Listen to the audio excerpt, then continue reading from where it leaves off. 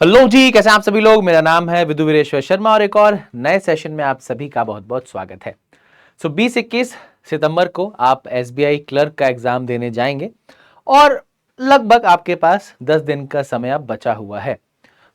बचे हुए 10 दिनों में हमें कैसे फंक्शन करना है ताकि हमारा स्कोर जो है बहुत ही बेहतरीन लेवल पर आ पाए।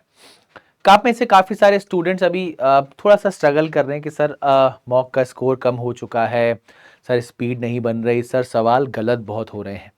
कैसे उसको इम्प्रूव किया जा सकता है और पिछले 2-3 महीने की जो मेहनत है उसको कैसे सफल किया जा सकता है, इस सेशन में हम डिस्कस करेंगे। ठीक है भाई। तो सबसे इंपॉर्टेंट जो है भैया आपकी डेट्स हैं। अब सभी लोग ऑलमोस्ट चाह रहे होंगे 27 को पेपर हो जाए, 7 दिन और मिल जाएंगे, बट सिंपल सी बात है यार, सबका पेपर 27 को नहीं होगा।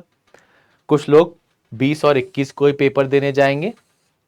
अपने दिमाग में जो भी आप तैयारी कर रहे हैं वो 20 और 21 को ध्यान में रखकर करिए, है ना। पहली चीज तो आपकी ये हो गई। लगभग आपके पास 10 से 11 दिन जो यहां पर बचे हैं। अब सबसे इंपॉर्टेंट चीज आपको क्या करनी है, मुन्ना भाई की तरह टेंशन नहीं लेनी। ठीक है, बिल्कुल टेंशन नहीं लेना है ना। पैनिक नहीं करना है, घबराना नहीं है, क्योंकि हम लोग 2-3-4 महीने से बहुत अच्छे से अपने आप को प्रिपेयर कर रहे हैं। इससे पहले हमने पीओ के एग्जाम्स दिए जो भी हमारे अच्छे गए हैं। ठीक है ना। बिल्कुल टेंशन नहीं लेना है, अपनी प्रिपरेशन पर भरोसा रखना है और निरंतर प्रैक्टिस करते जाना है। पहली चीज तो आपको ये ध्यान रखना है। ठीक है। उसके बाद अगले 10 दिनों के लिए सब कुछ आपके लिए मोह माया है। कोई पार्टी नहीं, कोई दोस्त यार नहीं, कोई सोशल मीडिया नहीं, कोई गेमिंग नहीं। आपका फोकस पॉइंट सिर्फ वही चीजें होना चाहिए जो कि आपको एसबीआई क्लर्क में अच्छा परफॉर्म करने में सहायक है। जो भी चीज आपका समय वेस्ट कर रही है, आपको डिस्ट्रैक्ट कर रही है, वो आप अभी लाइफ से हटा दो। ठीक है। फोन अगर ज्यादा डिस्ट्रैक्ट करता है तो जो भी ऐप ऐसी हैं जिनमें आप ज्यादा समय वेस्ट करते हो उनको हटा दो। अब कोई बोलेगा सर हम तो पढ़ भी रहे हैं फोन से, वो ऐप हटा दें क्या? तो भाई बात ध्यान सुनो, जो चीजें आपका टाइम वेस्ट कर रही हैं, अगर आप पढ़ रहे हो तो वो टाइम वेस्टेज थोड़ी है। ठीक है। 10 दिन बाद बेहतरीन तरीके से आप सब कुछ फिर से यूज करने लगना, लेकिन उसके बाद आईबीपीएस क्लर्क का भी एग्जाम है। तो मानकर चलो ये 15-20 दिन जो है आपके बहुत क्रूशियल है आपके लिए। यहां पर आप जितना ज्यादा समय पढ़ाई को डेडिकेट कर सकते हो उतना ज्यादा बेहतर होगा। ठीक है। तो सब कुछ मोह माया है, सारी की सारी एक्स्ट्रा चीजें आप छोड़ दीजिए, है ना।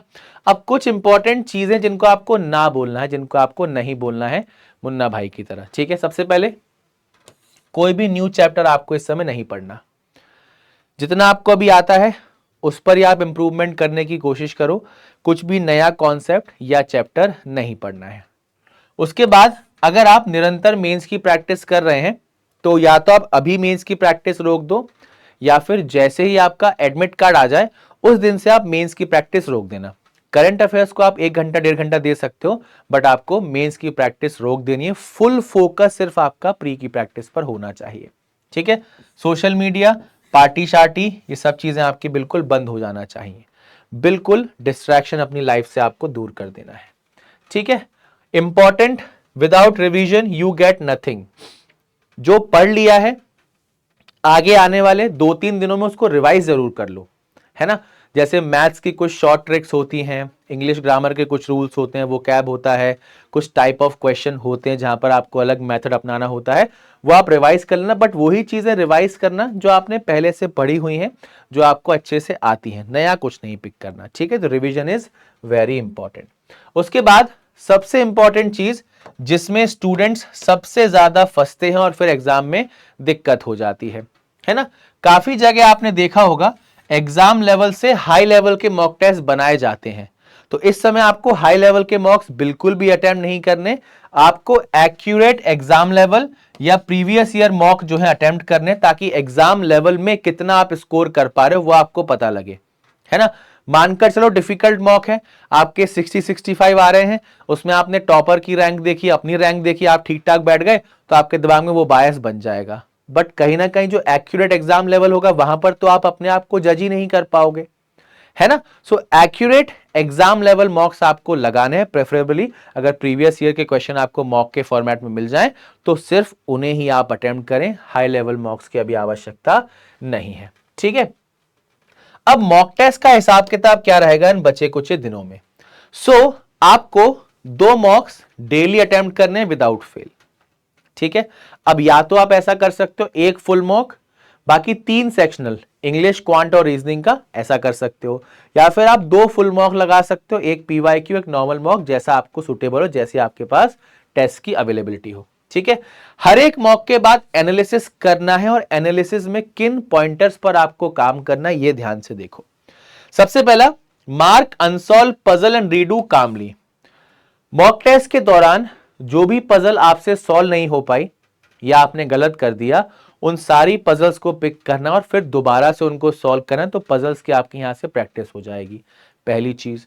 दूसरा, आपको एक नोट बनाना है which miscellaneous questions you missed, practice 5 से 10 सिमिलर क्वेश्चन।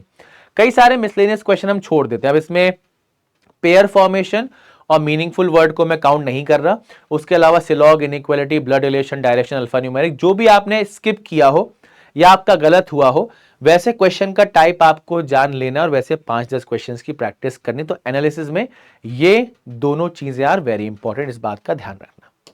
ठीक है, उसके बाद डेली रूटीन आप क्या फॉलो कर सकते हो। सबसे पहले मॉर्निंग में आप फुल लेंथ प्रीलिम्स दो, मतलब मैं ये नहीं कह रहा एग्जैक्टली आप इसी को फॉलो करो, एक मैं बेसिक आइडिया दे रहा हूं किसी स्टूडेंट को अगर स्टार्ट करना हो तो। ठीक है, इवनिंग में या तो आप तीनों सब्जेक्ट के सेक्शनल दे सकते हैं जैसा कि मैंने आपको बताया, या फिर आप एक फुल मॉक दे सकते हैं। तो यहां से आप कहीं ना कहीं देख पाओगे कि आपके 2 मॉक कंप्लीट हो गए। ठीक है, एनालिसिस आपको बहुत अच्छे से करना है। कैसे करना है मैंने आपको बता दिया, जो पजल गलत हुई है या छूटी है उनको दोबारा सॉल्व करना और मिसलेनियस को भी चेक करना है। फिर उसके बाद प्रैक्टिस करनी है weak areas from the mock analysis. ठीक है, टारगेटेड प्रैक्टिस क्यों इंपॉर्टेंट है, क्योंकि देखो अब मॉक में आपने कोई सवाल पिक किया, इसका मतलब आपके बैक ऑफ द माइंड आपको यह लग रहा है कि यह सवाल मुझे आता है, मैं कर सकता हूं या कर सकती हूं, लेकिन वो आपका गलत हुआ है। तो वो क्यों गलत हुआ है वो आपको देखना है, उसकी आपको टारगेटेड प्रैक्टिस करनी है।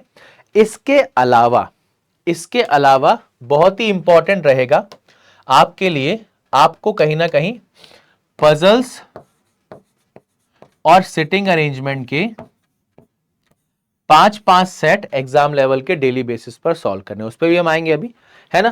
प्रैक्टिस के दौरान जो भी आपके रॉन्ग अटेम्प्ट हैं पिछले लास्ट के 5 मॉक्स के, है ना, पिछले 5 मॉक्स का आप एक एवरेज निकालो, क्या क्या क्वेश्चन आपके गलत हुए हैं उनको एक बार अच्छे से आपको सॉल्व करना है, ताकि आप जहां भी पीछे रह रहे हो वो चीज आपकी इंप्रूव होती जाए और आप डेफिनेटली देखोगे कि आपको कहीं ना कहीं स्कोर बढ़ता हुआ दिख रहा है। ठीक है, सो 5 puzzle 5 setting arrangement without fail आपको लगाना है। ठीक है, अगर आप किसी पजल में जा रहे हो जो आपकी प्रीलिम्स लेवल की है, 1.5 से 2 मिनट पर पजल। ठीक है, 1.5 से 2 मिनट पर पजल आपको टाइमर लगाना है ना। और इसको ऐसे मत करना कि सिर्फ क्वेश्चन पिक किए और बनाने बैठ गए, ऐसा नहीं करना।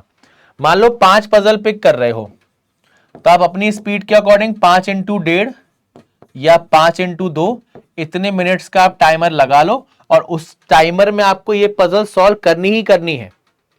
ठीक है, जितनी कर पाओ उतनी ही रखना, ज्यादा नहीं बढ़ना आगे कि थोड़ा रे घर पे ही तो कर रहे हैं, टाइम थोड़ा एक्सटेंड कर लेते हैं, नहीं। ये जो एक्सटेंशन वाली चीज होती है ना, ये आपके एग्जाम की टाइमिंग खराब करती है। ठीक है तो ध्यान रखिए, 5 puzzle 5 setting arrangement, proper timer लगाकर, टाइमर जब खत्म क्वेश्चन सॉल्व करना बंद कर देना है। सेम गोज विद मिसलेनियस, है ना।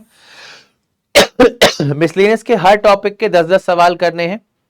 सिलॉग, inequality, alpha numeric, coding, blood relation में 3-4 सेट कर सकते हो, डायरेक्शन में 3-4 सेट कर सकते हो। तो ये आपको डेली बेसिस पर फॉलो करना है, तभी आपकी मसल मेमोरी बनेगी। क्योंकि ये जो आपका 10 दिन का टाइम है ना, ये कहीं ना कहीं प्रैक्टिस करने का टाइम है। ज्यादा से ज्यादा हम जितनी प्रैक्टिस करेंगे ना, उतना बेहतर हमारा एग्जाम जाएगा, इस बात का ध्यान रखना। ठीक है, चलो आगे चलते हैं। हाँ जी, तो ठीक है, सो ये पूरी स्ट्रैटेजी आपको फॉलो करनी है। पूरा फोकस सिर्फ रहेगा प्रैक्टिस पर। जितनी बेहतरीन प्रैक्टिस होगी ना, उतना ही अच्छा आप एग्जाम दे के आओगे। आपकी प्रैक्टिस को और बेहतर बनाने के लिए 10 दिन 10 मॉक सीरीज भी यूट्यूब पर स्टार्ट हो चुकी है। रीजनिंग की क्लास आपकी ये होती है सुबह 10 बजे इसी यूट्यूब चैनल पर। तो आपको रेगुलर बेसिस पे जुड़ना है और यहाँ से भी आप अपनी प्रैक्टिस कर सकते हैं। ठीक है, बाकी हमने काफ़ी सारे सेशन आपके लिए ऑलरेडी बना दिए हैं। अगर आपको क्वेश्चंस की कमी लग रही हो तो आप उन सेशंस को देखकर भी प्रैक्टिस कर सकते हैं। ठीक है भाई, तो पूरी तरीके से फोकस्ड आप लोग हो जाइए, है ना। आप सभी को बहुत बहुत शुभकामनाएं, बहुत अच्छे से आपने मेहनत की है। अब बस कुछ फाइनल टचेस देने की आवश्यकता है। तो जितना अच्छे से आप ये फाइनल टचेस दे देंगे उतना अच्छा आपका एग्जाम जाएगा। ठीक है, सो टेलीग्राम चैनल है मेरा रीजनिंग बाय विदु सर, अगर आप इसमें अभी तक कनेक्टेड नहीं है तो फटाफट से इस टेलीग्राम चैनल को ज्वाइन कर लीजिए ताकि रीजनिंग की क्लासेस से रिलेटेड सारी की सारी अपडेट आपको मिलती रहे। ठीक है, उसी के साथ भाई बस यही कहना चाहेंगे कि बस मंजिल बहुत नजदीक है, थकना नहीं है, हारना नहीं है, आगे बढ़ते जाना है और मंजिल आपको जरूर मिल जाएगी। ठीक है भाई, जो भी मैंने डिस्कशन इस सेशन में किया है उससे रिलेटेड या उसके अलावा कोई भी डाउट आपके मन में हो, आप कमेंट सेक्शन में जरूर पोस्ट कर दीजिएगा। आपके सारे के सारे सवालों के जवाब आपको जरूर मिलेंगे। मिलते हैं एक और नए सेशन में, तब तक के लिए bye bye, take care and all the best.